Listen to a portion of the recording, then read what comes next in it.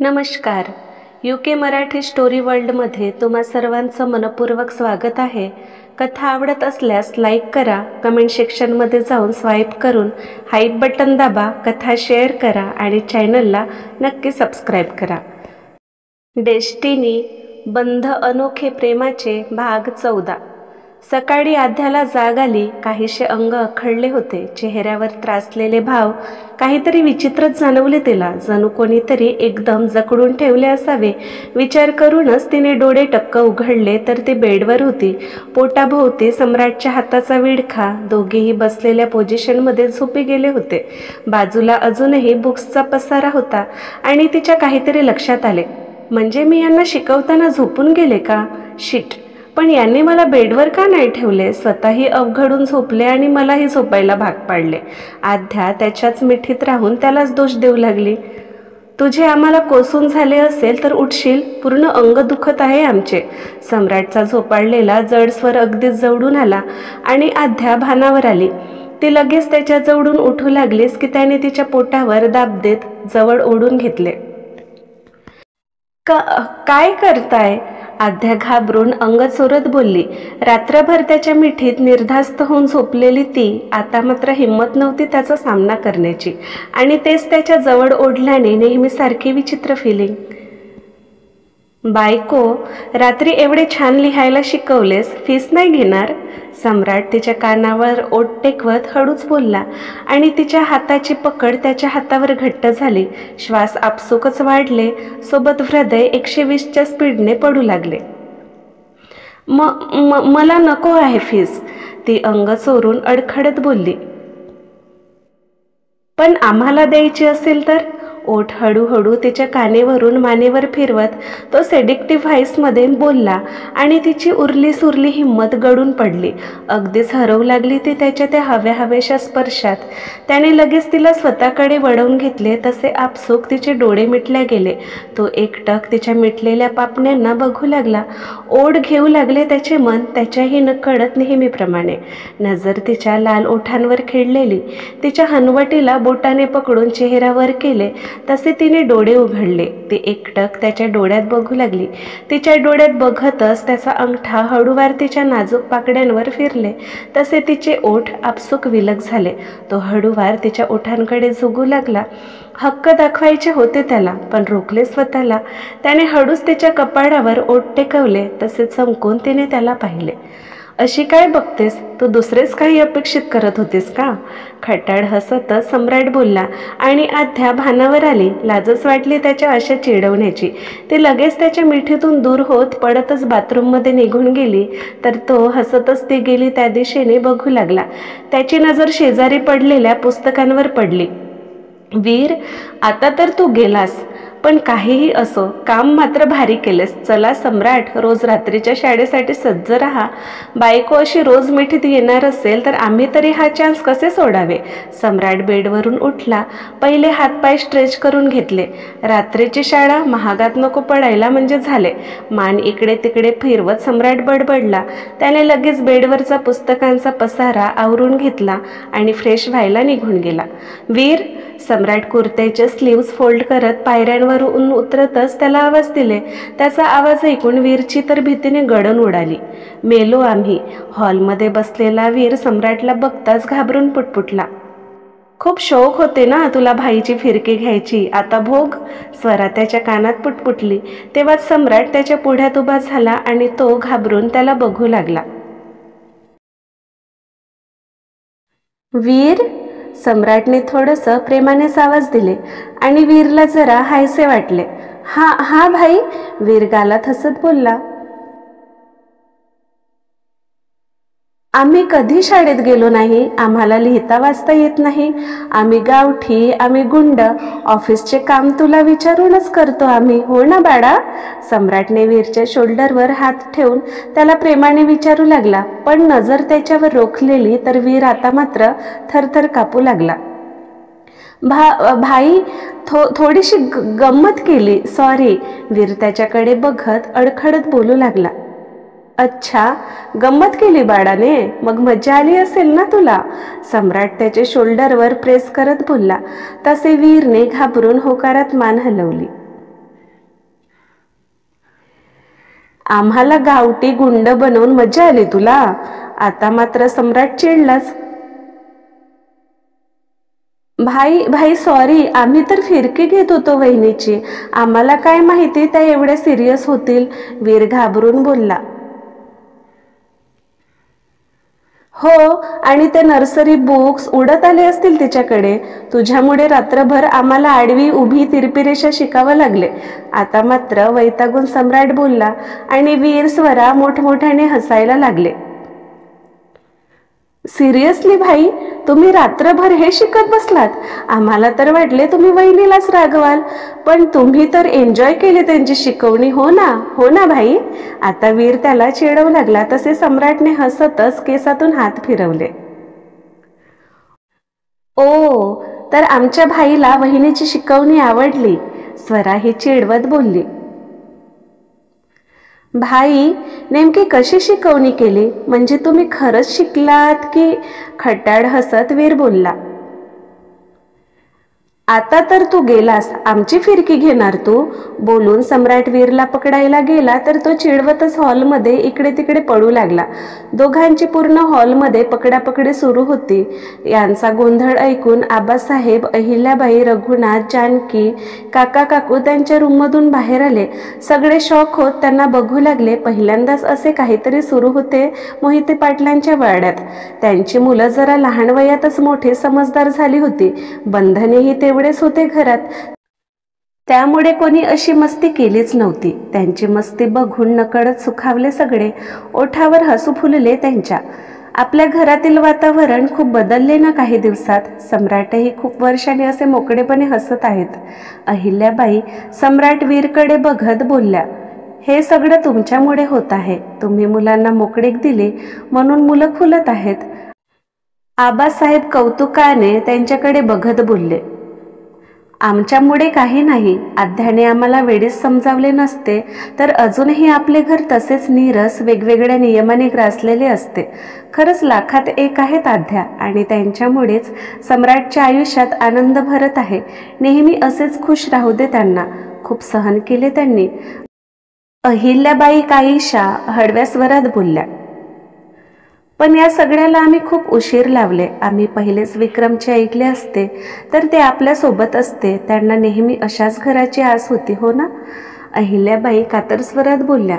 तसे आबासाहेबांनी नजरेनेच त्यांना शांत राहायला खुणावले. कशाचा एवढा गोंधळ सुरू आहे? आबासाहेब गंभीर स्वरात बोलले. तसे एकमेकांच्या मागे पडणारे सम्राट वीर जागेवरच थांबले. धावल्याने दोघांचेही श्वास फुलले होते. ओठावर अजूनही सुंदर निर्मळ हसू होते त्यांच्या.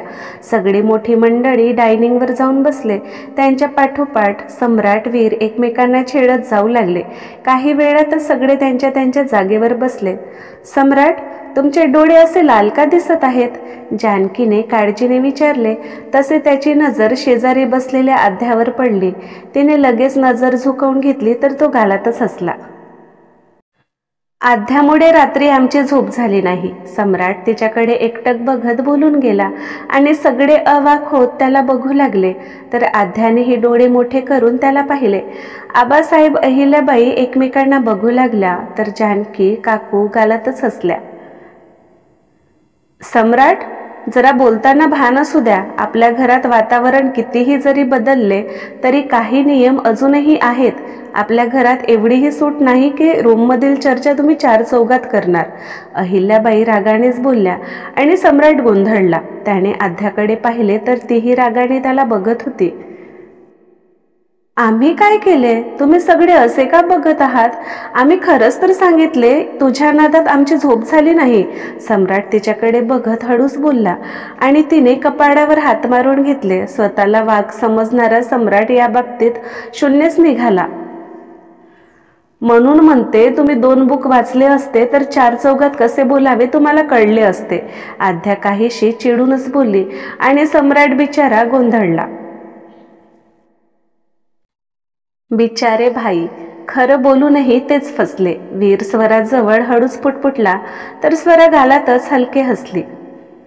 सम्राट खुर्चीवर बसून त्याच्याच विचारात हरवला होता. ओठावर मंद मंद हसू फुललेले. समोर लॅपटॉप सुरू, पण त्याच्या कामात मनच लागत नव्हते. सारखा आध्याचा चेहरा नजरेसमोर, तिचे शिकवणे, तिची त्याला छान समजावून सांगणे, तिचे बोलणे, तिचा स्पर्श, त्याच्या मिठीत थरथरणारी ती, सगळं कसे त्याच्या दृष्टीपटलावर तरळून गेले. क्या बात है सम्राट, खूप खुश दिसताय. सक्षम त्याच्या पुढ्यात बसत त्याचे निरीक्षण करत बोलला, तसे सम्राट भानावर आला. आणि तुमच्या खुशीचे कारण आध्या आहेत, बरोबर बोलत आहोत ना आम्ही. सक्षम हसतच बोलला, तसे सम्राट गालातच हसला. तुमच्या डोळ्यातील चमक जरा वेगळंच काही सांगत आहे. तुम्ही प्रेम करायला लागलात का आध्यावर? सक्षम त्याच्या डोळ्यात बघत बोलला आणि सम्राट तीनताळ उडाला. पण लगेच चेहऱ्यावरचे भाव बदलून कठोर झाले. प्रेम शब्द, त्यातील फिलिंग त्याच्यासाठी खूप त्रासदायक होते. डोळ्यात दुःख दाटून आले. सक्षम एकटक त्याला बघू लागला.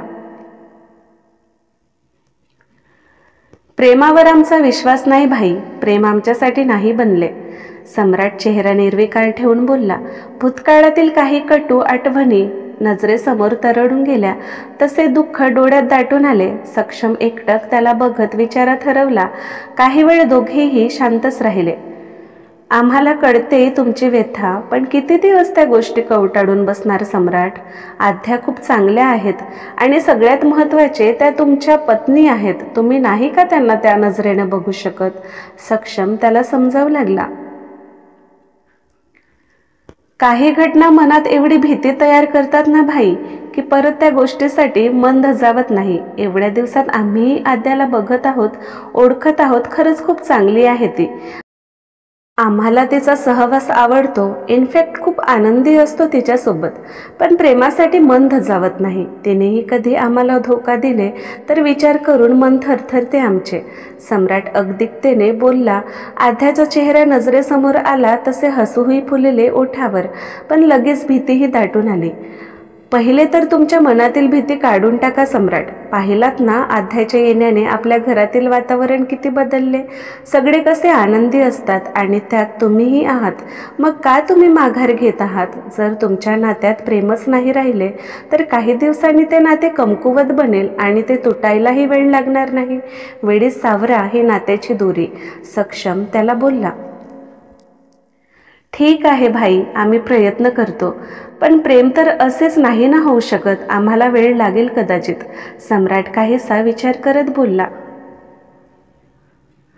आमच्यासाठी एवढेच भरपूर आहे. तुम्ही तुमच्या आयुष्यात खुश राहा. आम्हाला दुसरे काही नको. आमचे पहिलेचा हसरा खोडकर सम्राट आम्हाला मिळाले म्हणजे झाले. सक्षम हसत बोलला. तसे सम्राट गालात हसला. काही वेळ बोलून सक्षम त्याच्या केबिनमध्ये निघून गेला. तर सम्राट परत त्याच्या विचारात हरवला. आम्हाला आध्याविषयी ओढ आहे भाई, पण नेमकी मनाची की शरीराची ते नाही माहीत. नेहमी वाटते तिच्या जवळ जावे, तिच्यावर आपला हक्क दाखवावे, पण काहीतरी अडवते आम्हाला. मनात विचार करूनही आम्ही नात्यात पुढे जाऊ शकत नाही आहोत. सम्राट मनातच स्वतःशी हितगुज करू लागला. अहिल्याबाई त्यांच्या रूममधील सोफ्यावर बसून विचारात हरवल्या. ओठावर मंद मंद हसू होते त्यांच्या.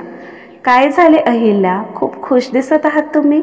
आबासाहेब आत येत हसतच त्यांच्या शेजारी बसले.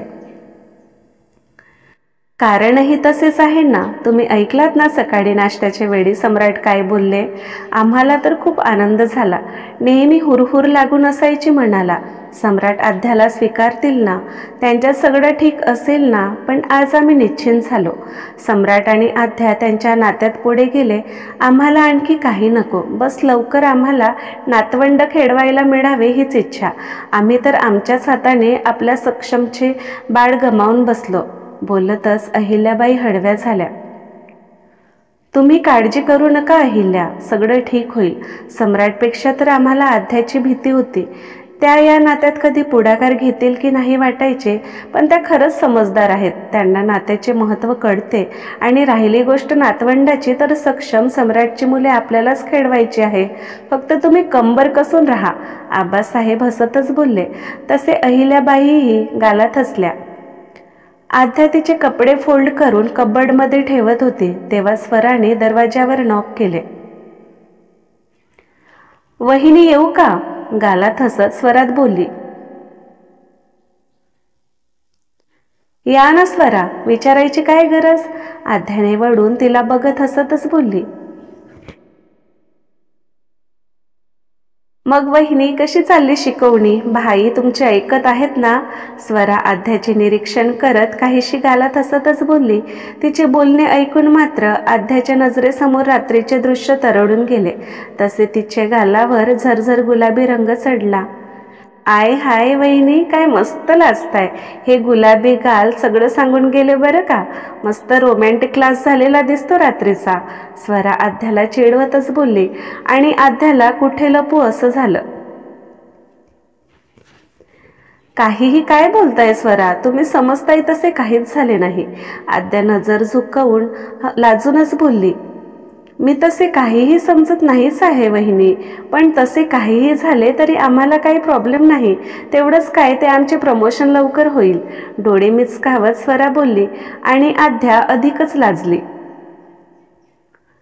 बरं, तुम्ही तुमचे लाजणं कंटिन्यू करा, मी चालले, मला अभ्यास करायचे. स्वरा हसतच बाहेर निघून गेली. हे सम्राट पन्ना यांचा एक चुकीचा शब्द आणि सगळ्यांनी काय काय अर्थ काढले काय माहीत. आज येऊच दे यांना, आज यांचे मी काहीही ऐकणार नाही. आध्या लटक्या रागातच स्वतःशीच पुटपुटली. रात्रीचे जेवण झाल्यावर आध्याने रूममध्ये येत पुस्तकांचा पसारा उघडून बसली. सम्राट रूममध्ये आला आणि तिला पहिलेच तयारीत बघून तो गालातच हसला. त्याने कबर्डमधून घरी घालायचे कपडे घेत काही वेळातच चेंज करून आला. तो बेडवर आध्याच्या शेजारी बसला तशी आध्या सावरून बसली. कालची घटना रिपीट जे करायची नव्हती. काल तर आडवी उभी रेषा आपण शिकलो आणि मराठी अक्षरही वळवून घेतलो, तर आज आपण त्याची ओळख शिकून घेऊ. आध्याने मराठी अक्षराची पुस्तक उघडली, ज्यात ठळक अक्षरात क ख ग अशी वर्णमाला सोबत अक्षरांपुढे मोठे रंगीत चित्रही होते. तिचे बोलणे ऐकून त्याच्या कपाळावर आठ्या जमा झाल्या. आदल्या रात्री लिहिण्याच्या निमित्ताने त्याने तिला जवळ घेतले होते, पण आजचा त्याचा प्लॅन आध्याने पूर्ण धुडकावून लावला. आम्हाला ओळख नाही शिकायची, आम्हाला अक्षरं वठवायची आहेत. सम्राट त्याच्याकडे रोखून बघत गाल फुगवूनच बोलला आणि आध्या विचित्र नजरेने त्याला बघू लागली. पण आपण काल अक्षरं वठवायला शिकलो, आणखी कशाला हवे ते? आज आपण ओळख शिकून घेऊ ना. आध्या त्याला समजावण्याचा प्रयत्न करू लागली. पहिले अक्षर वठवून घेऊ, सोबतच तू अक्षरांची ओळखही सांग, म्हणजे कसं आम्हाला लवकर शिकता येईल लिहिणं वाचणं. सम्राट मध्यस्थीचा मार्ग काढत बोलला. ठीक आहे, मग काल वठवले ना तसेच परत वठवून घ्या. पहिलेचे लिहिलेले इरेज करत आद्या बोलले. सम्राट गालातच हसला. त्याने त्याच्या पुढ्यात बुक ठेवले तर तो गोंधळून तिला बघू लागला. आता काय झाले, तुम्हालाच अक्षर वठवायचे होते ना? त्याचे फुगलेले गाल बघून आध्याने कपाळावर आठ्या पाडत विचारले. तुला माहित आहे ना आम्हाला लिहिता येत नाही, मग मदत कर ना, सम्राट बोलला. तुम्ही एवढेही लहान नाही आहात हा सम्राट, विनाकारण मला त्रास देऊ नका, नाहीतर. आध्या त्याच्या समोर बोट नाचवत जरा धमकीच्या सुरात बोलली. नाहीतर? त्याने तिचे तेच बोट पकडून चेहरा तिच्या चेहऱ्याजवळ नेत डोळ्यात बघत हळू आवाजात बोलला आणि ती गडबडली. तुम्ही ना खूप बदमाश झालात सम्राट, सारखे जवळ यायचे बहाणे शोधत असता. चुपचाप अभ्यासाकडे लक्ष द्या, निदान पुढे जाऊन तुम्हाला काही अडचणी येणार नाहीत. पहिले तर गोंधळून नजर सोडून ती बोलत होती, पण मग त्याच्या डोळ्यात बघत धीटपणे बोलली. अच्छा, आमच्या जवळ येण्याने तुला काही त्रास होतो का? तरीही त्याचा खट्याळ प्रश्न. आणि लाजलीच ती. उगच पोटात गोळा आला तर अंगावर शहारा. त्याची नजर तिच्या हातावर उठलेल्या शहाऱ्यावर पडली. तसे त्याने हळूच तिच्या हातावर त्याची खट्याळ बोट फिरवली. हे तुझ्या अंगावर उठलेले शहारे आमच्या प्रश्नाचे उत्तर देऊन गेले. तिची झुकलेली मान बोटाने वर उचलत तो तिच्या चेहऱ्याकडे एकटक बघत बोलला. गुलाबी गाल, मिटलेल्या पापण्या, लाल ओठ, भीतीने कपाळावर जमा झालेला घाम, घाबरून गिळलेला आवंढा नकळत ओढला जाऊ लागला तिच्याकडे. पण लगेच त्याचे शब्द त्याच्या कानात घुमले. ही नेमकी ओढ कसली? मनाची की शरीराची? लग्न झाले म्हणून अधिकार दाखवत होते का त्याचे मन? त्याच्या डोक्यात विचार चमकून गेला. त्या सरशी तो तिच्या दूर झाला. त्याने बुक उघडले आणि पेन्सिलने त्यावर अक्षर वठवू लागला. सम्राटची काही हालचाल नाही बघून आध्याने डोळे उघडले आणि त्याचा निर्विकार चेहरा लिहिण्यात मग्न त्याला बघून ती काहीशी शॉक झाली. ती एकटक त्याला निहाळू लागली, पण त्याने नजर उचलून तिला पाहिलेही नाही. हे का असे वागतात? घडीत जवळ येऊन अधिकार गाजवतात तर लगेच दूर जाऊन जणू अनोळखी असल्यासारखे वागतात. ह्यांना माझ्यात खरंच इंटरेस्ट नसेल का? मी तर सुरुवातीला नकार दिले होते जवळ यायला, पण आता यांना माझ्या एक्सप्रेशनवरून कळत नसेल का माझा होकार? की कळूनही दुर्लक्ष करतात? आध्या मनाशीच बोलू लागली. तिचे डोळे हलके पाणावले. सम्राट मुकाट्याने तिनेही सांगितलेले सगळं ड्रॉ करत होता. नंतर तिने अक्षरोडक सांगितले, तेही त्याने निमूटपणे ऐकून घेतले. छान वाटत होते तिचे बोलणे. शिकवण्याच्या निमित्ताने का असेना दोघांमध्ये नीट बोलणे सुरू झाले होते. ती आता त्याला घाबरायचीही नाही, तर तोही नव्याने तिला समजून घेण्याचा प्रयत्न करत होता. दुसऱ्या दिवशी सकाळी सगळे नाश्त्यासाठी डायनिंगवर जमले होते. सम्राट, इलेक्शन जवळ आले. या वेळेसही रावसाहेब काहीतरी गडबड नक्कीच करतील. नेहमी लोकांना धमकावून कसलेशी लालच देऊन वोट मिळवायचे, पण आम्ही ऐकले यावेळी ते खासदारकीसाठी उभे होणार आहेत आणि आमदारकीसाठी नवीन उमेदवार उभे करणार आहेत म्हणे. आता ते नेमके कोणाला उभे करणार ते तर अजूनही कळले नाही, तर आपल्याकडूनही एक नवीन उमेदवार उभे करावे असे म्हणतो. तुम्हाला काय वाटते? आबासाहेब सम्राटकडे बघत बोलले. आम्ही पूर्ण माहिती काढतो, नंतर कोणाला उभे करायचे ते ठरवू. सम्राट गंभीर स्वरात बोलला. नाश्ता करून सगळे त्यांच्या कामाला निघून गेले. क्रमशः. तर आजचा भाग कसा वाटला कमेंटमध्ये नक्की सांगा. लवकरच भेटू पुढील भागात. नमस्कार.